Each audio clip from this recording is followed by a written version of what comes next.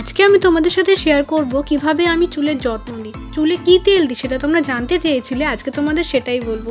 হ্যাঁ, সেই সিক্রেট তেলের কথা বলবো যে তেলটা মেখে আমার চুলটা খুব সুন্দর হয়ে গেছে, ঘন হয়ে গেছে, লম্বা হয়েছে, প্লাস চুল পড়া উধাও হয়ে গেছে। দোকান থেকে কেনা কোনো কেমিক্যাল নয়, জাস্ট বাড়ি থেকে কিছু জিনিস তুলে আজকে আমি এই তেলটা বানাবো। প্রথমেই তুলে নিলাম কারি পাতা, তারপর নিয়ে চলে এলাম রান্নাঘর থেকে পাঁচফোড়ন। এখান থেকে আমি কয়েকটা মেথি বেছে নেবো আর কালো জিরে বেছে নেবো। সমস্তটা বেছে নিয়ে এক জায়গায় করে নেবো। বেশি পরিমাণ লাগবে না, অল্প একটু করে হলেই হবে, কারণ আমি তেলটা বানাবো অল্প কোয়ান্টিটিতে। তোমরা যে যেরকম কোয়ান্টিটি বানাবে সেরকমভাবে মাপ করে নেবে। কালো জিরে কম হয়েছিল বলে আমি আরও কয়েকটা কালো জিরে নিয়ে চলে এলাম। এবার নিয়ে আসবো সেই নারকেল তেলটা। হ্যাঁ, এটা একদম বাজারে কিনতে পাওয়া যাওয়ার নিহার নারকেল তেল, অন্য কোনো নারকেল তেলও তোমরা ইউজ করতে পারো। একটা পেঁয়াজ কেটে নিয়েছি ছোট ছোট করে, তার সঙ্গে রয়েছে দুখানা জবা ফুল আর এই কারি পাতা, ব্যাস।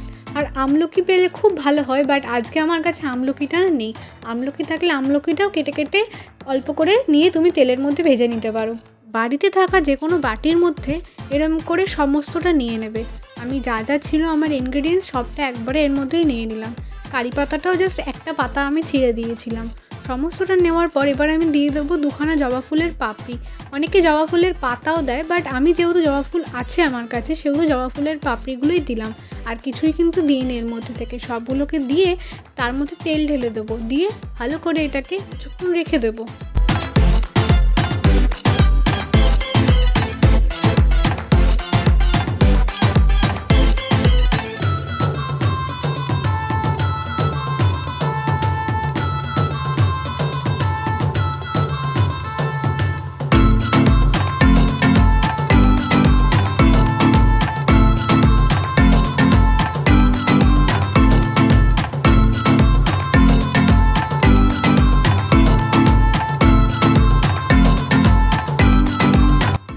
সবগুলোকে মিশিয়ে নিয়ে চলে এসেছি রান্নাঘরে গ্যাসের ওপরে।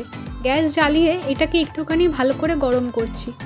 যেহেতু আমার বাটিটা পাতলা হয়ে গেছিলো, এই জন্য অল্পতেই গরম হয়ে যাচ্ছিলো আর ধোঁয়া উঠে যাচ্ছিলো। কিন্তু সেটা করলে তো হবে না, সেই জন্য বারবার আমি গ্যাসটাকে সরিয়ে নিয়ে পুরো জিনিসটাকে ডুবিয়ে নিচ্ছিলাম। তারপর যখন আলটিমেটলি তেলটা একদম চরমর চরমর করতে শুরু করলো এবং তেল আর সব কিছু মিশে একটা বেশ সুন্দর সাদা সাদা ফেনা মতো উঠে গেছিলো, সেই পর্যন্ত কিন্তু তেলটাকে ভালো করে ভাজতে হবে।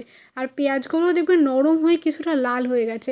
কারি পাতাগুলোও যেমনি হয়ে যায় তেমনি হয়ে যাবে। আর জবা ফুলগুলো কিন্তু একদমই কালো মতো হয়ে শুকিয়ে যাবে, তো সেটা নিয়ে কোনো চাপের কিছু নেই। দেখো কি সুন্দর ফেনা ফেনা মতো উঠে গেছে। এইটা পর্যন্ত কিন্তু ভালো করে ফুটিয়ে নিতে হবে। এইভাবে ফুটিয়ে নেওয়ার পর কিছুক্ষণ রেখে দিয়েছিলাম তেলটাকে ঠান্ডা হওয়ার জন্য। খুব একটা ঠান্ডা করার প্রয়োজন নেই, যখন তুমি হাত দিতে পারবে তত পর্যন্তই তুমি তেলটাকে ঠান্ডা করে নেবে। তারপর যে শিশিটার মধ্যে তুমি রাখবে সেটার মধ্যে ঢেলে নেবে। আমি তেলটাকে ঠান্ডা করার পর এখানে যে আগের বোতলটা ছিল আমার, সেই বোতলটার মধ্যেই ঢুকিয়ে রাখছি। জাস্ট তেলটাকে ঢুকিয়ে রাখার পরও কিন্তু এই যে পেঁয়াজ, তারপর বাকি যে জিনিসগুলো রয়েছে এর মধ্যেও প্রচুর তেল থেকে যায়। সেটাকে আমি আজকে পুরো হাত দিয়ে চিপিয়ে সমস্তটাই মাথায় মেখে নেবো, যাতে কোনো রকম তেল নষ্ট না হয়। আর ওটা তো একদম জিনিস হবে, সেই জন্য আজকে যদি এটা মেখে নিই তাহলে চুলটা আরও ভালো হবে। আর এই জন্য আমি কিছুই ফেলে দিই না। তো তোমরা চাইলে মাখতে পারো বা ফেলেও দিতে পারো। অনেকে কী করে এই সমস্ত কিছুটাই একসাথে করে রেখে দেয়, কিন্তু আমি না জিনিসটাকে ফেলেই দিই, কারণ এই তেলটা ধরো আমার প্রায় 15-20 দিন চলে যাবে।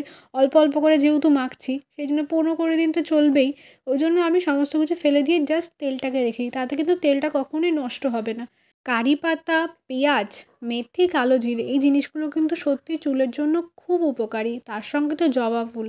কদিন আগে আমার চুলটা এত উঠছিল, তখন ভাবছিলাম কি কিনবো না কিনবো, প্রচণ্ডই টেনশনে পড়ে গেছিলাম। ভেবেছিলাম অনেক দামি দামি প্রোডাক্ট কিনে নেবো, কারণ চুলটাকে তো কোনো রকমভাবে বাঁচাতেই হবে। তখন আমার হঠাৎ করে মাথায় এলো এই পদ্ধতিটার কথা। যেহেতু সমস্ত তেলের মধ্যেই দেখেছি আমি অনিয়ন দেয়, তারপর জবা ফুলটাকে দেয়, মেথি দেয়, কালো জিরে দেয়, কারি পাতা দেয়, তাহলে আমি যদি বাড়িতেই জিনিসগুলোকে দিয়ে বানাই তাহলে কেন আমার চুল উপকার হবে না? সিরিয়াসলি আমি বাড়িতেই তারপরে জিনিসগুলো দিয়ে বানাতে শুরু করলাম।